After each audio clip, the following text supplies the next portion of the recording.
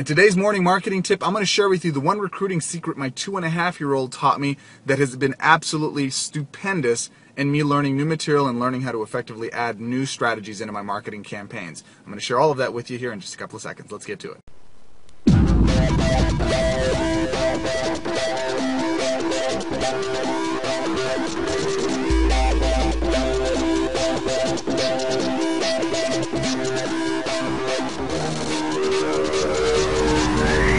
Ladies and gentlemen, boys and girls, children of all ages, this is Greg Gomes III, founder, CEO of the Business Blueprint Strategies for Improving Your Recruiting. And today we have another morning marketing tip to help you add dozens of people every week in your organization so you get to walk across the stage, collect those ridiculously oversized jumbo checks, and overall enjoy a lifestyle unbeknownst to anybody else in the world. So today's morning marketing tip comes from my 2.5-year-old. Just dropped him off here at school, or daycare, or actually not really daycare, it's a Montessori preschool for toddlers, so it's pretty awesome. He's brilliant. And one of the things that his teacher came over to our house last night. We all had Navajo tacos. My wife cooked for all of us. And she was telling us about how the kids really just watch these shows over and over and over and over and over and over and over again, and they don't get sick of them. And I'm just going to ask you, you ever notice how the younger children, if you have children or your nieces and nephews or whoever, they wind up watching these shows, and they watch those shows consistently, nonstop, like over and over and over and over again.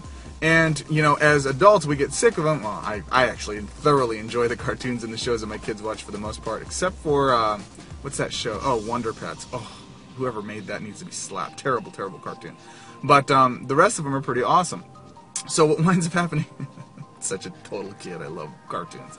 But the thing with this is that they'll watch these things over and over and over again. And a recent study was done about Blue's Clues, and how in Blue's Clues, these kids will watch these shows over and over and over again. And that's a show that's not even really on the air anymore, I don't believe. But the kids would watch it over and over and over again. And here's what was happening, and this is what was interesting. The children would actually learn better the more that they did it. Not only were they actually, the first time they watched it, they got introduced, it was entertaining. They couldn't really engage with the show, though. But the kids had this voracious desire to go back and learn it so that they could know it, so they would watch it again and again and again. So what these, like Nickelodeon and some of these other shows would do is they would replay that show, that same show, over and over and over again consistently throughout the week. So we as adults would think, well, that's cheap. I don't want to see that again. I want to move on to the next thing, or give him something new. I'm sure he's getting bored with it. Actually, the opposite was true. As the children watched the same show over and over and over again, what wound up happening is they got a deeper and better understanding of the content within that show. Now here's an old quote that I did that's hilarious, but I think it's funny, and I think it was Emerson that said this is, what do you want a new idea for when you haven't used the last one I gave you? And that's the difference in what a 2-year-old is capable of doing versus an adult in network marketing. You see, as adults and recruiters, we constantly get ADD to any new strategies. Our hunger is almost insatiable. We want newest, the latest, the most consistent information about what we can do marketing-wise, but we never implement what we had before. And the difference is, in a 2-year-old or a 5-year-old or anybody 6 or younger, they don't need new. They're content to watch the same thing over and over and over again, to grasp the concepts, get a better, deeper understanding so that they can implement it. And here's the thing. At the end of that process, those children are then practically memorize the entire show. So anytime a question's asked, what do you think? Where is it? Is it to the right? Is it to the left? Where is it? And the kids will shout out, to the left, right? Because they know the answers. And this is what allows them to remember certain things that adults just miss. Little subtle details that slip by us, they're able to hold on to and grasp and really know intimately. This is the key to learning. I've always gone over this 5-step process, but it really is critical that my 2.5-year-old came back and reminded me of the importance of this. If you're learning something new, notice I don't give these tips on a daily basis. I give them once or twice a week. And the reason I do that is because they're designed to be implemented. They're not designed just to be throwaway material where you get it once, listen to it, and okay, great, thanks, Greg, and then you move on to consume the next thing. That's locust-style marketing or locust-style education. You don't come in, devour, and then move on to the next thing. That's ridiculous. You want a crop-based educational style. You should be watching these things over and over and over and over again so you can really grasp the concepts. And here's my 5-step process. Repetition. Repetition, repetition, repetition. You do until it's ingrained in your muscle memory, your mental muscle memory, so that you practically regurgitate it without much prompting. Case in point, a good example of that is like your favorite country song or your favorite radio song, right? First time you hear it, oh, that's awesome, that's a cool tune. Mastodon just came out with a new album, yay! So, but the key is that the first time you hear it, you may like it, you may not, you may really enjoy it, you hear it again, you start to really enjoy it. Well, when you find a favorite song, like, oh man, I really love this song, what do?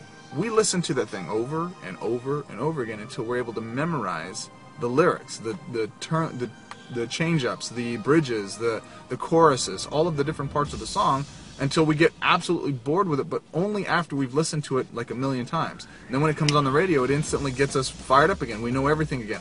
I remember songs, words to songs that I haven't heard in decades, really dating myself, but as soon as they come on the radio, I'm like dancing like I was a break dancer again when I was a kid. Well, almost, kind of, sort of. But the key is that is ingrained deep mental muscle memory, and that's where you need to get with these training materials and anything that you're doing. In Kung Fu, I studied martial arts for a number of years, and the trick is that we learned lots and lots and lots of techniques, and then we would actually spar and implement these techniques in combat. We actually would go out there and implement these strategies to be able to fight with each other, to be able to ingrain them into our muscle memories. And one of the things that they said was, and it's always stuck with me, is that if you wanted to master a simple weapon, it took, like the broadsword, a simpler weapon, you could be proficient in it with about 100 hours worth of conditioning with it. But 100 hours of actually taking the thing and using it, right? A spear, which is that long stick with a pointy end and a little fuzz at the end of it, and it doesn't really wobbly bend like the wushu guys, but no offense wushu guys, but no, that doesn't help you. But enough that you could actually be able to spin around. All right. That took 1,000 hours of practice to be able to be extremely confident in it, and that person was much more effective than the broadsword person, right? The straight sword, that real thin straight sword, not the big hacking broadsword, but the straight sword, took 10,000 hours of training to become competent enough to beat pretty much anybody in battle. Notice the difference there. It was that repetition over and over and over and over and over again.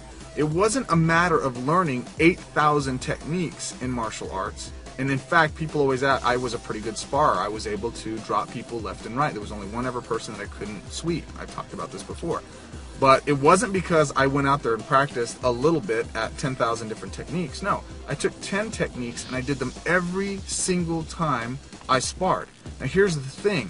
My opponents, sparring with me week to week to week, knew exactly which 10 techniques I was going to do. But because I had done them so much and I'd gotten so good at them, I could execute them on a whim.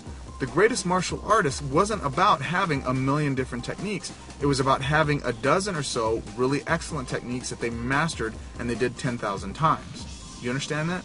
Same rules apply to my 2-year-old. They understand this concept. We are born with this concept. We were born with this understanding to do things over and over and over again. Repetition is the first step. That's a lot of explaining for repetition. I won't go through as much for the rest. Repetition builds familiarity. Okay? We get familiar with it, just like learning a song. Familiarity builds confidence. Right? We get confident. Well, okay, we get some swagger. We can start singing in the car by ourselves. Woo! Right? When no one's around, we can really sing that thing. Right? Don't ask. I'm not going to sing for you today. And then, so repetition builds familiarity. Familiarity builds confidence. Confidence promotes action. Enough confidence may get you to take action. Somebody accidentally hears you singing in the car and they encourage you, says, wow, you really should get on stage with that, right? Well, okay, maybe I will. You get drunk enough or something like that and you wind up singing karaoke, and enough people come up and reinforce the fact that you think you got a good voice. They tell you they think you got a good voice. Now you start doing stuff, you start taking actions, and that nets a result. Whether you sing terribly or you sing great, doesn't matter. It gives you a benchmark, and that's the critical point. Repetition, familiarity, confidence, action, action's key, results. And with those results, you measure them, you improve, and then you repeat the process. Does that make sense? So, marketing lesson. I know I beat this into the ground, but this is a really critical point for you. I need you to understand this. Don't be a locust education type of person. Don't be someone who comes in, destroys that content, moves on to the next thing. Not even finish it, just leave it and move on to the next thing. Be an efficient consumer of information over and over and over again. Much like tilling the land and growing crops. You grow it once, you take it, you harvest it, you go back to that land, you prep it again, you do it again, and again, and again, and again. And that same land can yield consistent production and results over your lifetime versus just going out there and moving from space to space like hunter-gatherers. That's old school, don't do that. Okay, so, the point here, closing thoughts.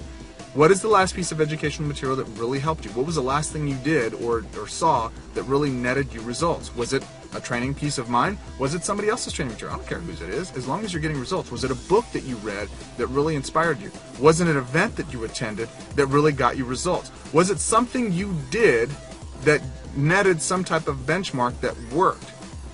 Don't look for something new. Go back to doing that again and improving upon it and making it stronger. Doing it over and over and over again until you get mastery in it, and then move on to the next thing.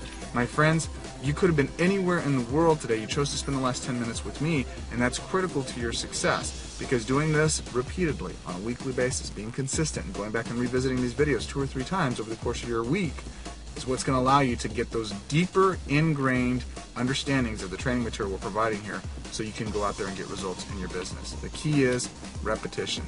Go repeat itself and go sing along with Blue's Clues. And case in point, yes, I do know all of the words practically to every Charlie and Lola episode, and what else is out there that I really enjoy? Blue's Clues, love Blue's Clues, with Steve, not Joe. Anyways, we can get into personal preferences. So, here's your action step for the day. Talk about cartoons all day. Comment below. What is it that you've really studied that got you results last time in your business that you haven't done again? Right? What's a reminder? What's something that you did that worked extremely well that you could go do again?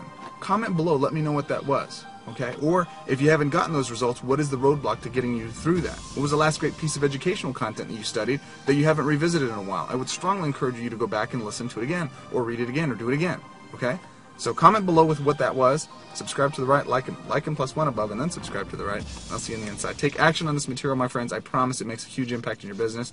I'll see you on the inside. Take action, and I'll talk to you next time. Go recruit, go close, go get somebody in your business. I'll talk to you soon. Bye.